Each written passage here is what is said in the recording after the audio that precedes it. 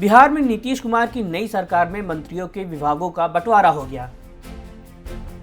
इस बार सबसे ज्यादा सुर्खियां डिप्टी सीएम सम्राट चौधरी ने बटोरी। वजह साफ है, उन्हें गृह विभाग सौंप दिया गया। आज तक ये सबसे ताकतवर विभाग खुद मुख्यमंत्री नीतीश कुमार के पास रहता था। पहली बार करीब 2 दशक बाद बिहार में इतना बड़ा पावर शिफ्ट देखने को मिल रहा है। नीतीश ने 20 साल के अपने कार्यकाल में पहली बार गृह विभाग की कमान अपने हाथ से निकलने दी है।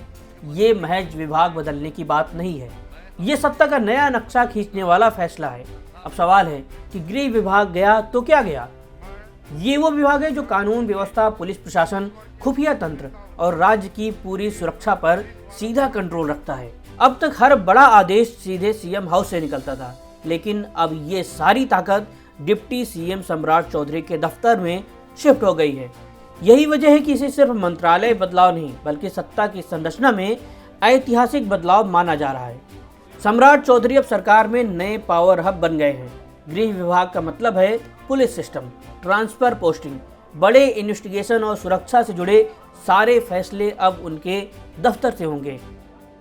राजनीतिक गलियारों में खुलकर कहा जा रहा है कि अब सत्ता का केंद्र सिर्फ मुख्यमंत्री आवास नहीं रहेगा, सम्राट चौधरी का ऑफिस भी उतना ही ताकतवर हो गया है।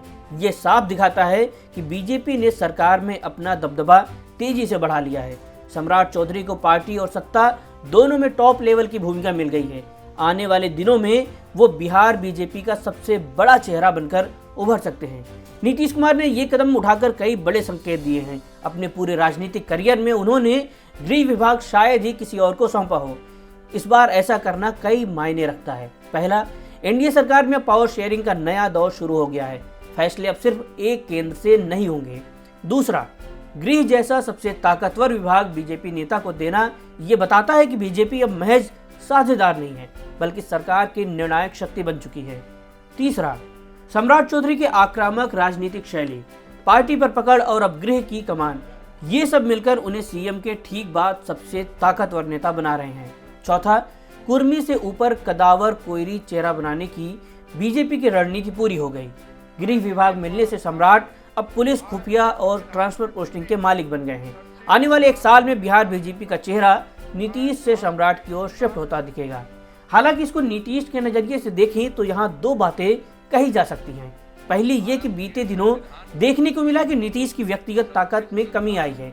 उनकी उम्र और स्वास्थ्य के कारण वो पूरी तरह अकेले सत्ता का बोझ नहीं उठाना चाहते हैं।